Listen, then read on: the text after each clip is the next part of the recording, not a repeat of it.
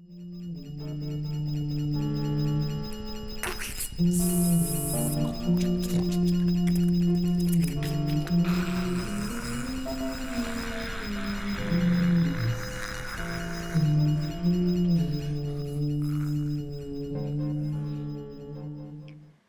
and welcome to Feed Dog Day afternoon.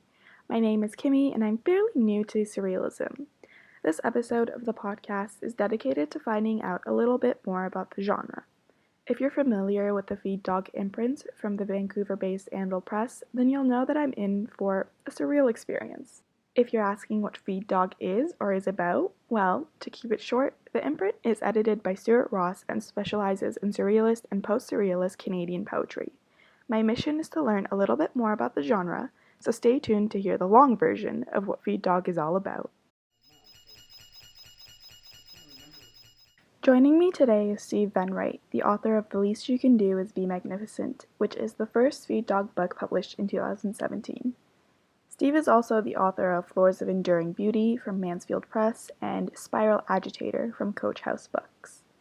His Torpor Vigil Records label is known for releasing extraordinary recordings by singer-composer Samuel Andreev and legendary sleep talker Dion McGregor.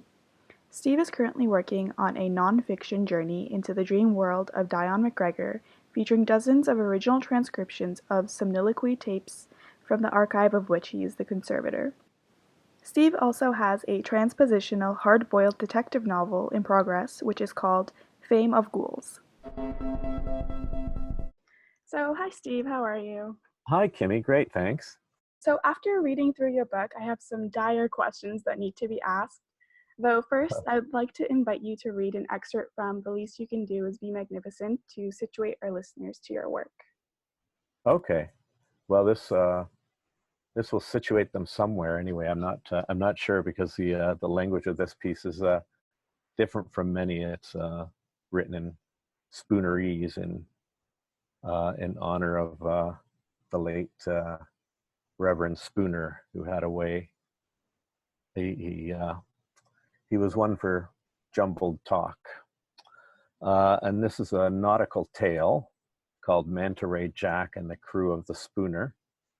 And it takes place primarily in a lighthouse. And I'll just read the opening couple of paragraphs or stanzas as you prefer. Upon climbing the steps of the lighthouse, Shauna, unaccustomed to such horrid flights and florid heights, quavered wheezily and wavered queasily atop the last gleaming stair. Beside her, in the steaming glare, loomed the sentry, a veering sniper with the look of a sneering viper. From above their heads, the focus light in the idle tower shone with the intensity of a locust fight in the tidal hour.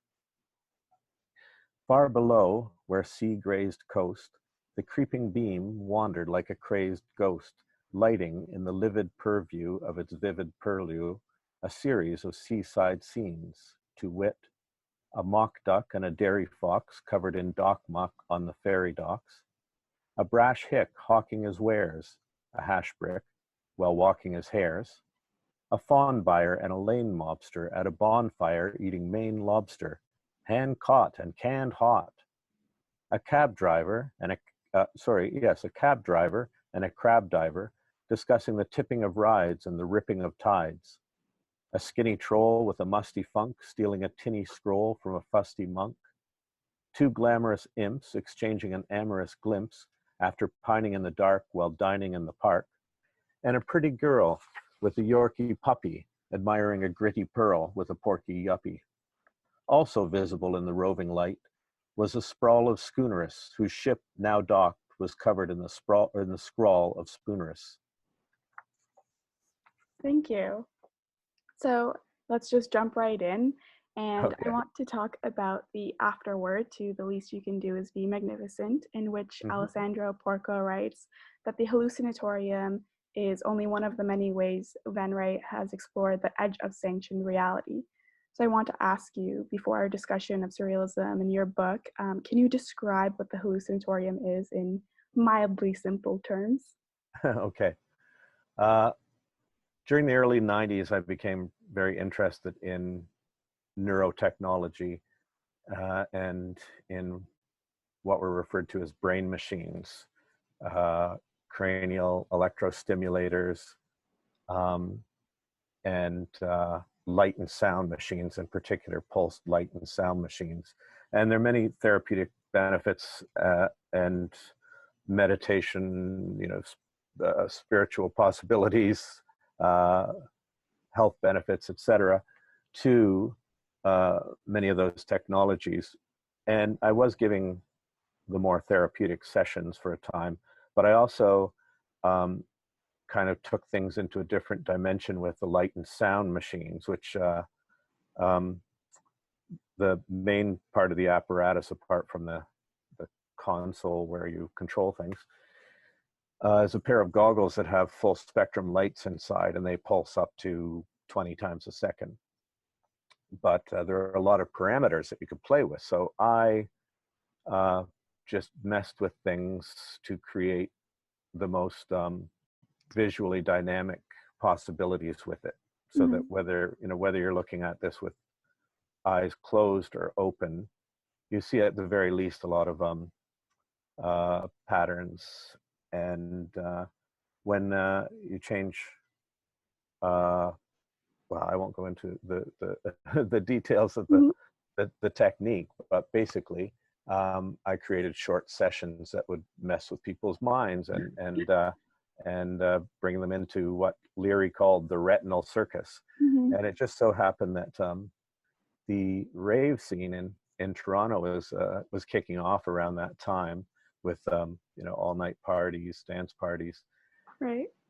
and so I entered that scene with 4 sets of goggles and some loungy chairs, and would go from party to party and nightclub to nightclub, and offering sessions such as Transport and Velvet Airlines and whatever else I might have called them.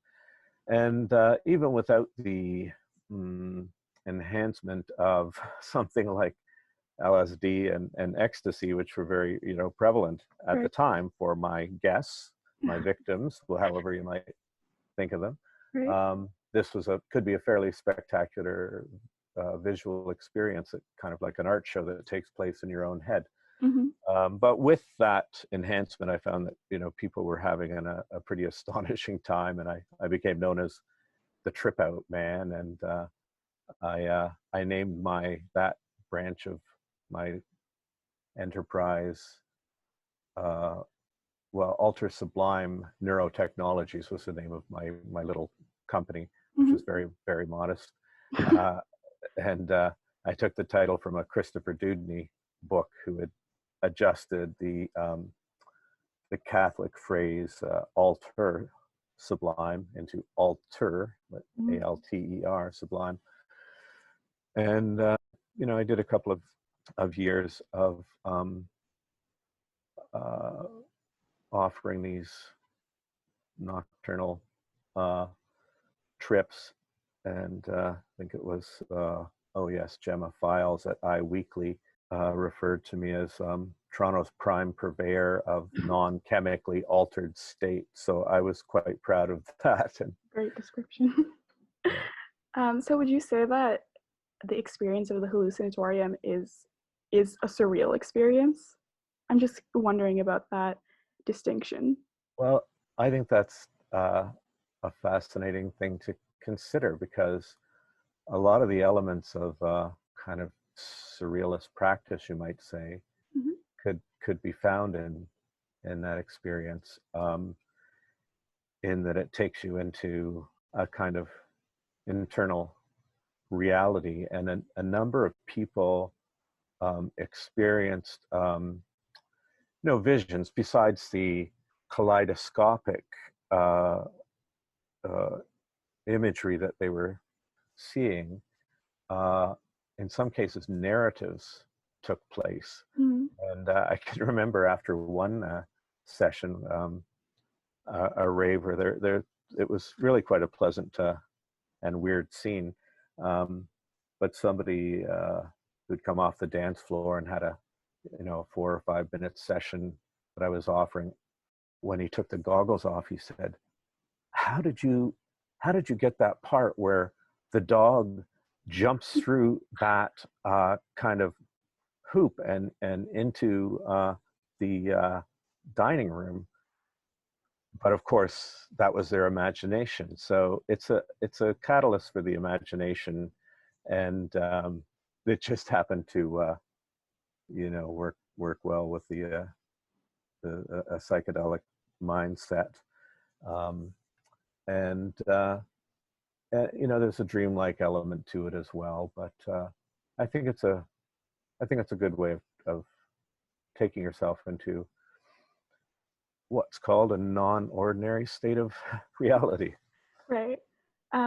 So the idea of exploring the edge of sanctioned reality, then, that's Hmm. what I personally would imagine that surrealist literature is all about. And I'm wondering if you see that connection there too. Yes, definitely. Um, well, I'm always big on questioning reality. There's the whole reducing valve that is uh, our consciousness, and we have to develop in a way when we're in this world that we can function, practically and safely. So it's all great that we have these restrictions so that we are, conscious of when there's a threat, or uh, you know, we know what time the basketball game starts. Hmm. But it's also, I think, significant to recognize that there's a lot more going on than in a kind of day to day state of perception we're aware of, and we've, I think, only begun to glimpse that, just the strangeness of dream alone, which is Hmm. something we experience every day, some more than others, particularly lately in these pandemic times. Right. I've a friend, if I can go on a bit, I don't know Yeah. about our time, but I'll just blab on a bit.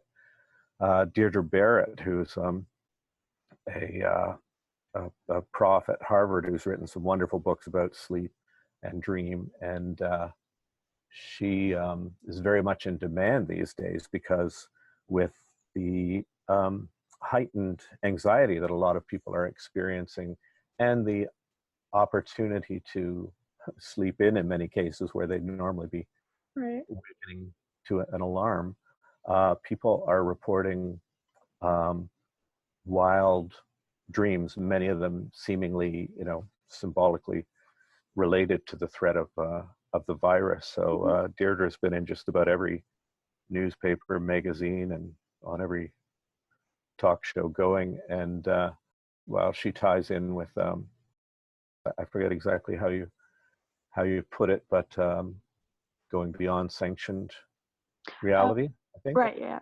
Exploring the edge of sanctioned reality. Yes, and uh, so Deirdre segues into Diane McGregor, the sleep talker. Along with my friend Phil Milstein uh, in in the Boston area, am the conservator of the tape archive of all the hundreds of recordings that were made in the 60s of somniloquist Diane McGregor. He Hmm. was a legendary sleep talker who told the wildest stories in his sleep. And so there's someone who quite inadvertently and much of the time just against his preference would would go beyond that border into this realm where he um, would have what I call his somnolent adventures, and the wildest episodes would unfurl. And fortunately, his roommate and songwriting partner, Michael Barr, was there as an amateur recordist to record so many of these on reel to reel tape. And Deirdre, whom I mentioned, had studied Diane's work. Uh, so that's Dream. Hmm. Um, then there's much more I could cover, but I'm sure as we go along, Yes. we'll get there. Yeah, so I want to ask you about surrealist poetry because I'm completely new to the genre. Hmm. So, when you're writing a surrealist poem, would you sit down and try to think of juxtaposing images and ideas, or is it a more natural process that follows the path of your thoughts? Well, I find that for me, thinking can get in the way. Mhm. Uh, One of the great original French surrealists, Louis Aragon, said that he could only write, he could only think while he was writing, um, Mhm. and maybe I can only write when I'm not thinking. I'm not sure, but there there is not exactly a system, but I would say that the thing to keep in mind and to explore is that surrealism is much more than uh, paintings, Mhm. poems, um, performance art. It's it's a movement. It's a philosophy. It's can be a way of life, and much of it is at least as relevant as ever in our times, even if it's a little out of fashion. Mhm. Yay, feed dog, or you know, um, shining the light on imaginative possibilities still within that realm. Mhm. So I would say, and while I'm speaking of feed dog, I want to thank Stuart Ross for creating that and for all that he's done in my writing career, Mhm. always being there for me and publishing a lot of my work.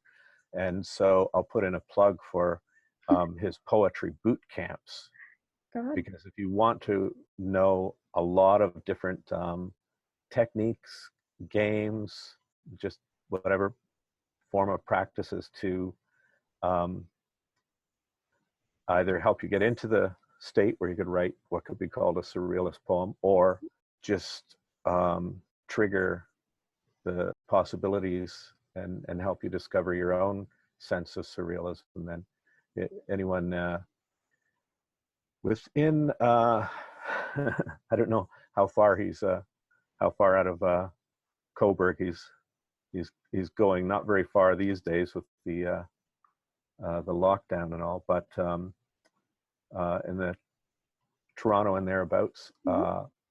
then I highly recommend the boot camp for exploring surrealist poetry. So for myself, it's a matter of kind of waiting for the first line, or preparing myself for the first line to come, having a sense that there's something that could emerge, or there's something I can explore if I just kind of wander through the the the windmills of my mind. Um, are you old enough to get that reference? I don't know, but No. anyway, the windmills of my mind. Noel Harrison and others did anyway. A tune with really basically surrealist lyrics. Uh, so there's a sense that if I just wander without trying too hard to create something, um, Henri Michaud, who's a poet who had an early influence on me, said that the mere urge to create a poem is enough to kill it.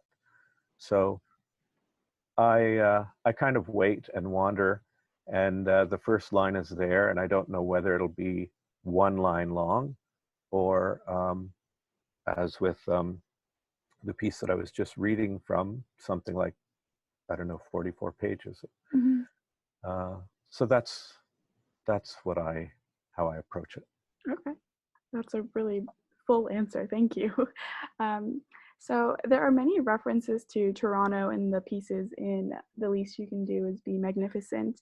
And as a Toronto poet myself, I want to ask how the city has shaped your writing, and would your work be the same had you lived anywhere else in the world and created your art anywhere else in the world?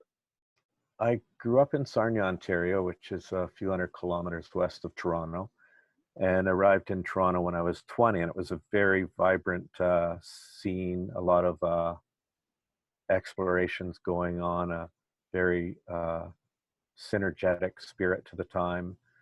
And so that really propelled me further. And the city is going to have an influence. Until you mentioned that, Mhm. I hadn't really, I didn't even remember ever mentioning Toronto, but now I look through and see, oh yes, it is there. And it's particularly funny because I just realized after um, several thousand words that the novel I've just returned to, that was a work in progress. Mhm. It's another Spoonerist work with transpositional uh, phrases. Uh, it turns out that it's set in Toronto Mhm. in 1977. Um, the protagonist and narrator, Sweeter Payne, or Peter Swain, lives in Dark Pale rather than Parkdale, and the CN Tower is a new structure. So there's a cocktail he enjoys called the TN Sour. So Toronto is very much a part of who I am. When I was 18 and still living in my hometown, which without going into a big tangent, uh, I appreciate more and more. I realize how how significant my hometown was to me. Whereas when I was 18, I wanted to be, as Breton said, elsewhere. I just discovered the surrealists, and I thought I want to go to Paris, Mhm. but looking back, it was the Paris of 1920s that I wanted to go to, and it took me a long time to, if I ever have to, well, yeah, okay, I have, except for that reference there, to lose my any pretensions, and to realize that the you know the coolest zeitgeist can be wherever you are. It can emerge from wherever you are, whether it's Sarnia or Coburg or somewhere across the world. And it happened to be that Toronto had quite a bit going on in that way when I arrived, so I was very fortunate. But I just want to refer to a London, Ontario painter who is one of the finest we've ever produced, and he's famous among other artists, but his name isn't the household name it should be, and that's Greg Curnow, who was the brother of my writer friend Linda Curnow, and Greg died a number of years ago tragically, but he I thought he had it really together in his sensibility, where regionalism, he was all about regionalism, and so he didn't need to go beyond London, Ontario, in a sense. Um, well, he was not the least bit, provincial.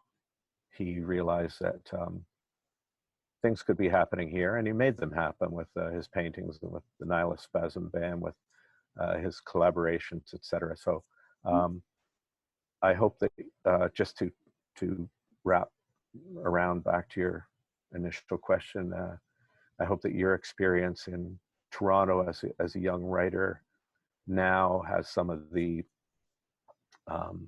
delight that it had for me when I arrived in '82. I think it does. I'm personally super shaped by the city as well, so I think art is where you are and you just make what you can. Yeah.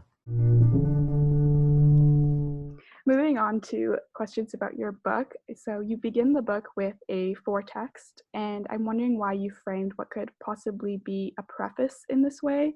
There's a flirtation implied here, and I'm curious about what you think of the implied relationship between the reader and the book and perhaps yourself. Well, I think that for me, an introduction can be either it can serve as an initiation or a warning in a way that if you get past this, you'll probably be okay with the rest of it. There was the I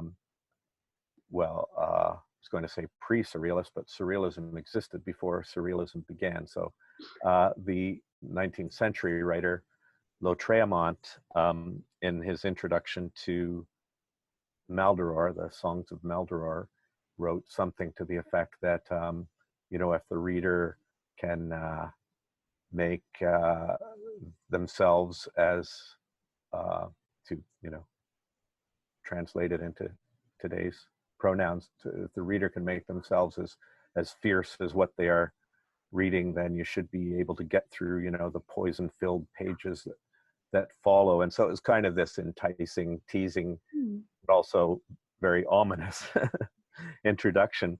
And for me, I think, well, just speaking of the introduction to the selected writings, the least you can do is be magnificent. And here I should mention Alessandro Porco's part in this. It's a feed dog book. As I said, Stuart's been there for me on every project. This is one that was initiated by Alessandro Porco.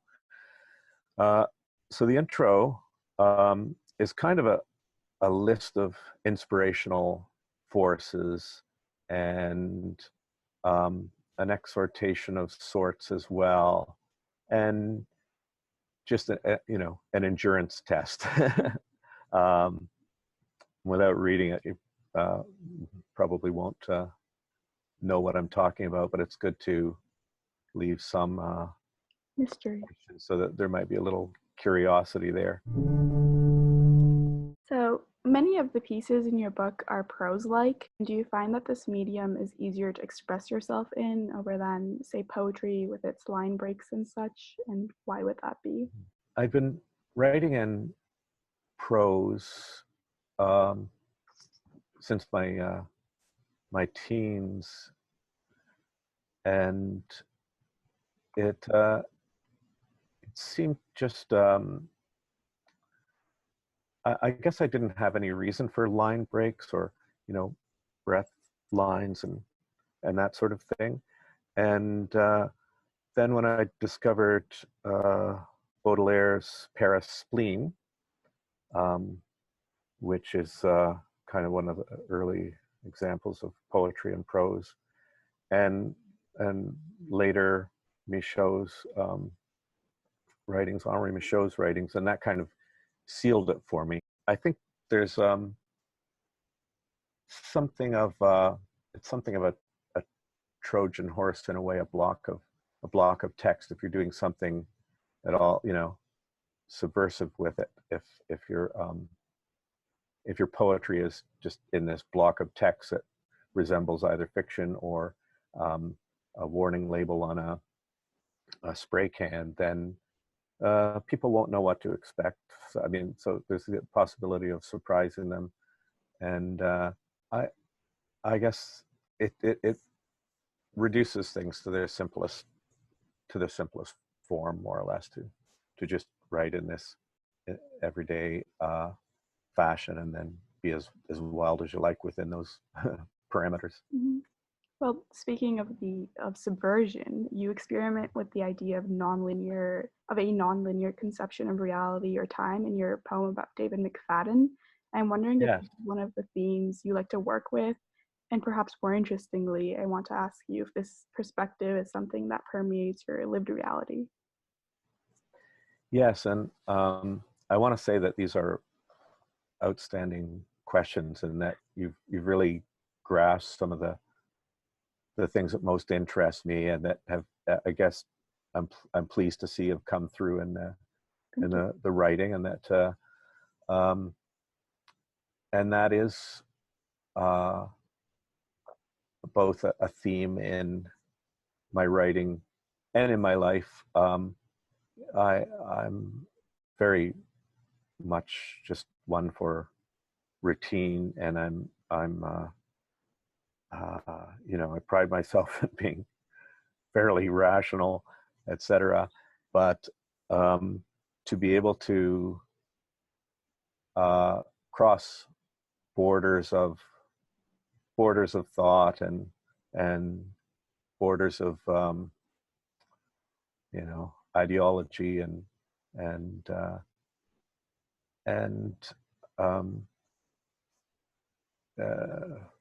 consciousness itself, because one day we'll cross the borders of our very existence. So it's it's good to get a bit of practice in. And I've had an interest in psychedelics, as is probably clear from earlier in our discussion. It's they're not something that I use more than once every several years now, and I'm not just saying that in case the authority figures in my life are listening in. My interest is as great as ever, though. The irony is that I often have well, I guess a reputation as somebody who is into drugs and is the one that you would go to ask about drugs. And so I'm frequently approached by an acquaintance who might have, this elaborate questions about certain strains of, indica cannabis, and invariably I'll find out that this person does, far more drugs than I ever did. And it's just like, but at the same time, my interest is there, and so I love to talk about it. And the reason I speak about it openly is because I don't think that it's something that there should be that kind of the taboo about, and even just, to use the word drugs, that's, in a way, it's a little provocative, but I like to remind people that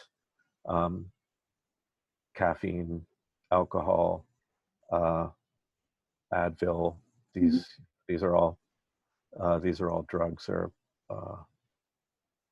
drugs in our water, because, well, chemicals anyway. So that's we talked about dream earlier, and I'm getting better at lucid dreaming, so I'm very excited that the bit of discipline I've applied to dreaming is kind of paying off. But with psychedelics, plant medicine, there are many other terms that we can use besides the ominous catch-all drugs. I find them fascinating. And you mentioned the David McFadden piece. That is as convoluted and abstract as it seems. It's basically a true story from about 30 years ago, or close to. And I bring that up because, well, this kind of blows the code on it. But dimethyltryptamine, DMT, it's been a quarter of a century since I have had that experience, and yet, it's something that fascinates me and that I think about every day, and that I'm amazed isn't front page news all the time. It's either a substance, which is endogenous, by the way. There's some in our own brains. But it's something that raises so many questions about the nature of reality and our existence here, whether we actually go to a different dimension when that's smoked, or is it just that our own minds really have this capacity to seemingly propel us to another realm that is, to quote a study that was done by Rick Strassman with many test subjects, I guess it'd be called. The summary of his research into dimethyltryptamine reduced it to something that created states that were more vivid and compelling than dream or waking life. Now, in other words, more real than real for the people who were experiencing it. And so, yes, we've covered dreams and drugs, and I think just simply taking moments in a day to look at something a little bit differently, or to just pay attention to a single object, organic or artificial, or and to consider it as uh, with some degree of focus and meditative curiosity that we wouldn't normally do. Just reminding ourselves that we are in this, as familiar as it may seem, we're in this extraordinary realm. So that alone can kind of cross those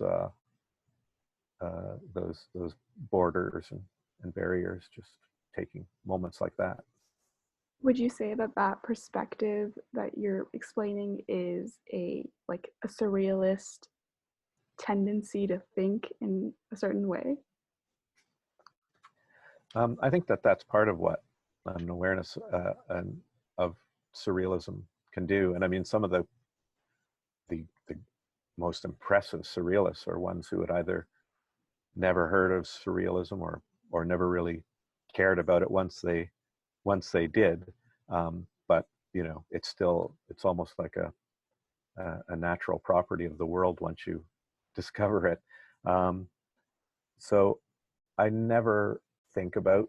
I mean, for the longest time, I did, and up in through my probably 20s and 30s, asked myself whether what I was doing was surrealist, whether I had upheld the tenets of the movement that Breton defined in the early 20s. But for me now, it's something I'm very fond of, that was formative and inspirational, and as I said, I think still very relevant. But it's confining to think that you need to be one thing or another, and it's fun to jump outside of the kind of definitions that you've placed on yourself previously. So that reminds me of a line that Dali had after he'd been kind of excommunicated from the movement, and he said that the difference between myself and the surrealists is that I am a surrealist.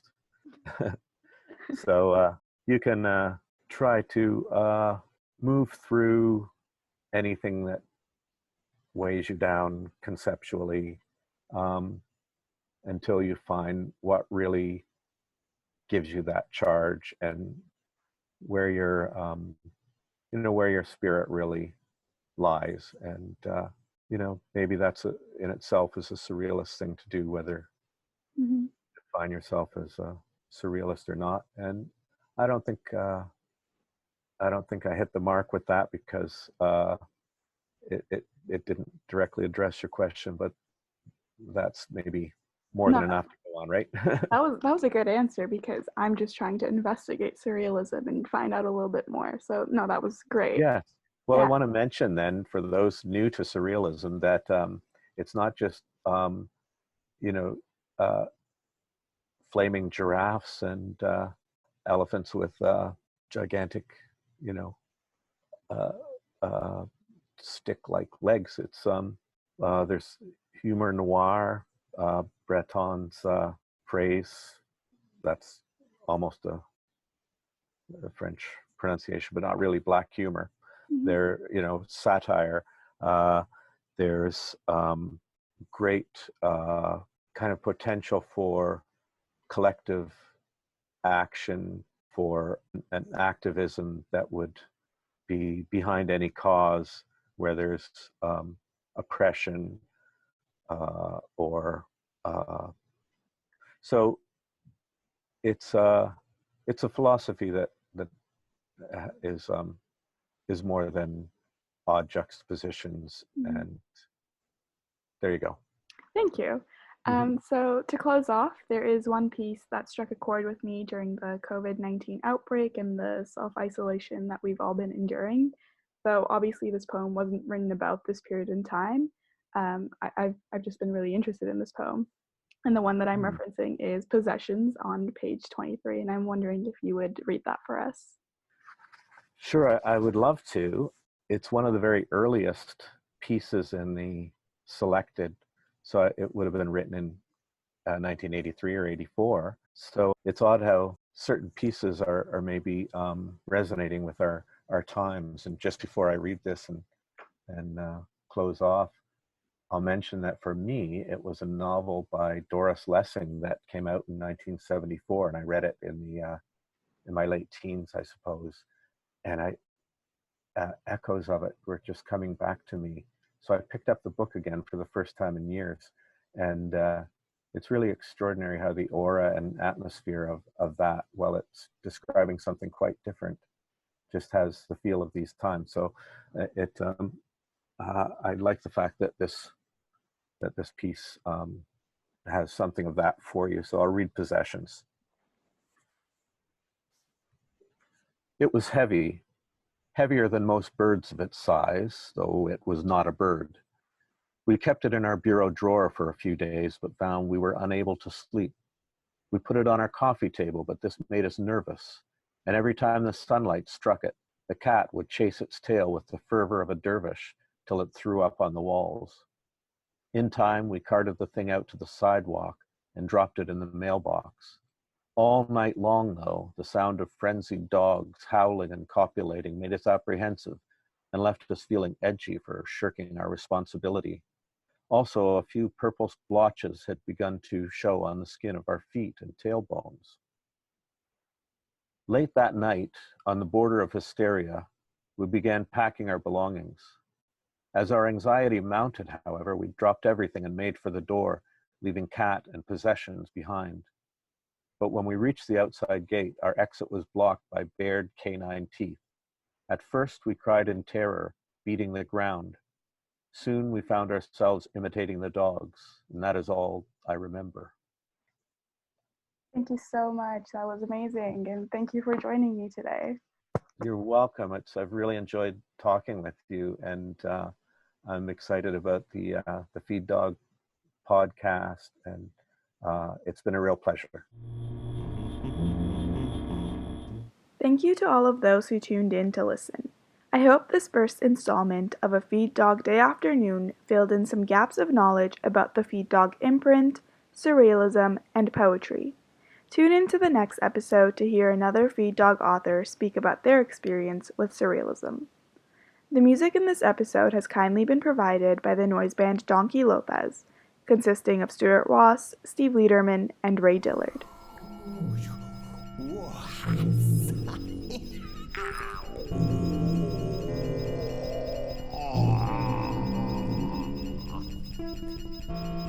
My face went into the back of your truck.